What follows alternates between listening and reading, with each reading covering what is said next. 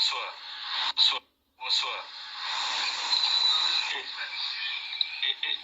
Espoir bakongole nyonso omikitisi na se makasi l'honorable Daniel Safo. Oui, allô. Allô, radio mikitisi makasi kombo simba bato na njoto kombo bundisa bato. Ya na oyoka yo. Je suis en pleine prière, je finis. Je lis maintenant les textes, j'en reçois 60 000, 80 000. Et Dieu m'aide à lire ce que je peux lire, ce que je ne peux pas lire là. Je suis tombé sur ton texte, tu me traites de fou.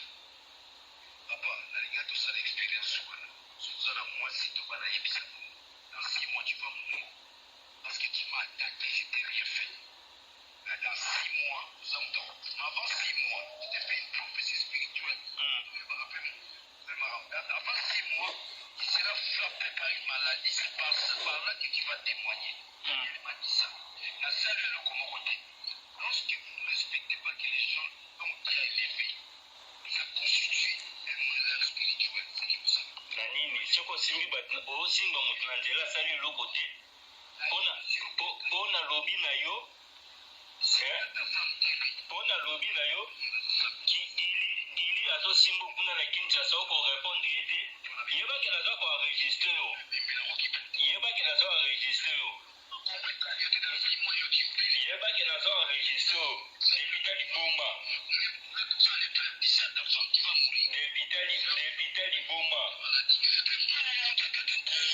Tika ba intimidation wana Daniel Safo. Tika ba intimidation wana. Toujours à la page. Aujourd'hui, nous sommes le 10 novembre, mardi 10 novembre 2020. On est presque 10h30, quelque chose, à Kinshasa. Et si je suis venue vous parler, c'est par rapport à la vidéo ou le comportement de notre honorable Daniel Safo. Aujourd'hui, nous allons vraiment parler du comportement et des actes de l'honorable Daniel Safo. Nous tous, nous savons qu'un député, c'est un représentant du peuple. Et un représentant du peuple est dans l'obligation de rester éthique et la déontologie liée à son statut. Tu vois, quand on parle de l'éthique et de la déontologie, quand tu es un représentant du peuple, tu dois te comporter comme un représentant. Parce que tu représentes ton pays partout où tu es. Si aujourd'hui on te reçoit à Brazzaville, au Cameroun, au Côte d'Ivoire, Bénin, je ne sais pas moi où, ça sera au nom de la RDC que ces gens vont te recevoir. Mais ce qui m'étonne, ce qui m'a plus poussé à faire la vidéo aujourd'hui, c'est vraiment quelque chose de très grave. Très grave. Par rapport à la vidéo dernière de l'honorable Daniel Safo, il y a un monsieur qui a commenté, il était mécontent.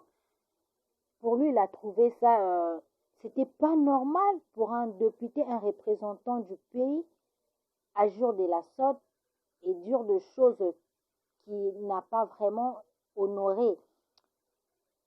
Et il a fait un commentaire en disant que M. Daniel Safo, ce que vous avez fait,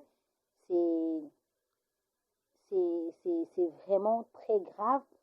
Vous avez descendu trop bas. Et en connaissant votre qualité, votre niveau intellectuel, vous ne pouvez pas agir de la sorte. Vous avez agi comme un fou. Bon, je ne sais pas si vraiment c'était ça le mot. Tout à l'heure, vous allez écouter l'audio en question parce que M. Daniel Safo, après avoir lu le commentaire, il a réagi, il a appelé les messieurs. Il a appelé pour lui dire que, messieurs, j'avais plusieurs audios et plusieurs commentaires plutôt. Et parmi les commentaires, je suis tombée par votre commentaire. C'est pour cela que je vous ai appelé pour vous dire que vous m'avez attaqué sans raison. Je suis un serviteur de Dieu. Au moment où je vous parle, je suis en prière. Je suis en prière. Et quand vous m'avez attaqué, je vous dis que dans 6 mois, vous serez mort. Tout à l'heure, vous allez écouter l'audio en question. Et on va y revenir pour faire plus de commentaires. Qui est-il pour préméditer la mort? Sache-le que ce que vous avez dit, c'est très grave. C'est très grave. Je ne sais pas si vous vous rendez compte de vos dires. Dans quelques mois, vous serez frappé de la maladie. Messieurs, gare à vous. Il faut vraiment, à ces moments ici, devenir l'intercesseur de ce monsieur. Parce que c'est un membre de ma famille. C'est un membre de ma famille. C'est mon papa à moi. Et nous, sa famille, on te tue à l'œil. S'il arrive quelque chose de mal, qu'il soit malade, ou qu'il arrive quelque chose à sa femme, à son fils,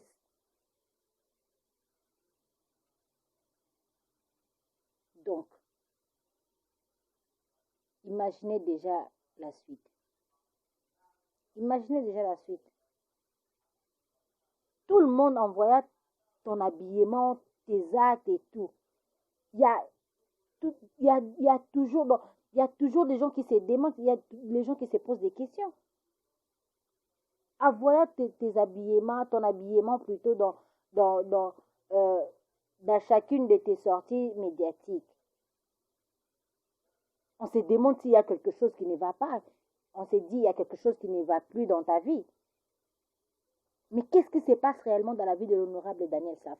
On se pose tous des questions. On se pose tous des questions.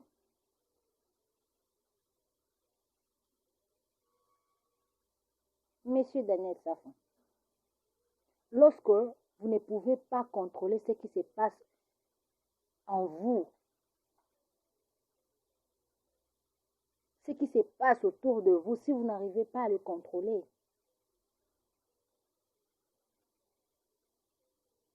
si tout ce que les gens disent à propos de vous, ça vous choque, ça vous fait de la peine, mais c'est facile. Mettez-vous au défi. Mettez-vous au défi de contrôler la façon dont vous réagissez à ce qui se passe actuellement. Et à ces moments-là que vous aurez des réponses à vos actes. Peut-être vous allez dire que ces gens-là ont tort, ces gens-là ont raison. Peut-être la façon dont toi, un député, tu t'habilles comme un chef coutumier, tu te promènes pieds nus, tu es là en train de dire de n'importe quoi, tu danses n'importe comment, tu danses n'importe où. Mais, soyons sérieux, tu ne veux pas que les gens puissent te critiquer? Tu ne veux pas que les gens parlent de toi? Parce que tu es devenu qui? Parce que tu es devenu qui? La RDC ne t'appartient pas. La RDC ne t'appartient pas. Et quand une personne te dit, mais si tu ne voulais pas qu'on puisse faire des commentaires, pourquoi tu es venu l'exposer aux médias? Pourquoi? Parce que dans chaque vidéo sur YouTube, dans chaque vidéo sur Facebook, dans chaque vidéo sur Twitter, dans chaque vidéo sur Instagram ou je ne sais pas moi où, il y a toujours des commentaires. Ça te plaise ou pas, il y a toujours des commentaires. Et il faut savoir gérer tes émotions. Il faut savoir gérer tes émotions.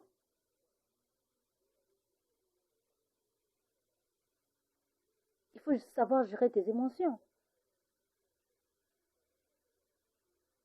C'est pour cela que nous demandons à la présidente de l'Assemblée, il est donc normal que la présidente de l'Assemblée nationale ordonne un test psychologique pour ce genre de messieurs. Pour ce genre de personnes, il faut vraiment un test avant que le pire arrive. De la même façon, on avait fait avec le monsieur Moinansemi et tout. Il faut aussi qu'on le fasse pour l'autre là, pour Daniel Saf. Il mérite d'aller au CNPP pour faire ses examens. Il doit se faire examiner. Il a un problème. Il y a quelque chose qui ne marche pas dans sa vie. Il y a quelque chose qui ne marche pas. Il y a quelque chose qui ne marche pas.